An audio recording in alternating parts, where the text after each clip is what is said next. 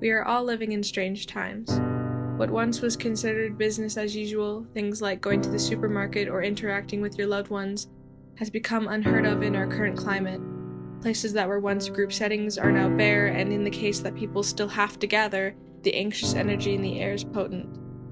Pictures and videos have become painful reminders of what once was, and calendars are littered with what could have been. However, there is a light at the end of the tunnel.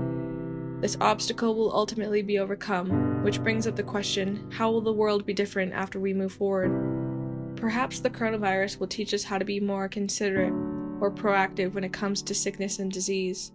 In a world like ours, where the only thing you can count on is constant change, the most important thing to remember is that we will adapt. As humans, we have an inherent ability to acclimatize and change to the circumstances we are given. We will eventually come to live life in a new normal. We will come to forget, although not in its entirety, the scale of this pandemic and how we trod on eggshells every time we left our homes. It will be a thought in the back of our minds as we go to embrace our friends and family without hesitation and occupy the same space with newfound ease. The faces we took for granted will no longer be strangers, and the passing acquaintances will casually return to their mundane routines.